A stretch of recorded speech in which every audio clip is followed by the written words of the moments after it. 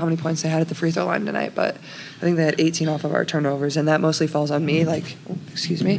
That falls on me as our point guard. I think I have to really get us into stuff, especially in the fourth quarter. We didn't do a good job of taking care of the ball. I didn't. So I think just starts with me and just getting better in that. And I feel like we're really close to being really good, and I think that's what's kind of been frustrating about these few losses. And I think for us today, I think this is much different than the Golden State loss. I think Golden State, we just got straight up outplayed and, out-hustled. Tonight we did things really well for a good portion of the game. I thought we executed in our scout in the ways that we wanted to, and, down the stretch, we just really couldn't find a way to get it done. What was the challenge of getting any kind of offensive flow today? Both teams seem to have a tough time. I thought we executed really well in the first half. I thought we did a tremendous job of, making them pick and choose out of the ball screen if they're going to play drop. AB's going to have a field day, and that's exactly what she did. She was able to get, just naked rolls to the rim and be able to finish, and then they made an adjustment in the second half and kind of clogged it a little bit more, and we weren't quite able to get exactly what we wanted there. I thought at times we could have played a little bit faster, and I think that's on me, not conceding in that. We still got to play up tempo. We still got to play fast. But I thought for the most part we did a lot of stuff that coach wanted us to do, and that wasn't why we lost.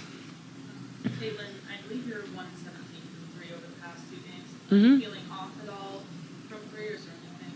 No, there's going to be stretches that are really good, and there's going to be stretches that aren't as good, and obviously it's frustrating. You want them to go in, and even tonight I felt like there was a few that felt really good off my hand, and it just didn't go down. And even the mid-range jump shot to start the fourth quarter and the 3 to start the fourth quarter, they both felt good off my hand. So it's just it's just frustrating. And I think for the challenge for myself going forward is just continue to pour into every other aspect of the game, and I can continue to have an impact in all those other areas. I thought I got to the rim well. It was just certainly a tough shooting night, and I got to find a way to continue to shoot and remain confident in myself, because I know I put the time in. But for me, I don't feel like it's anything that's off necessarily. But it'd be nice if they went down.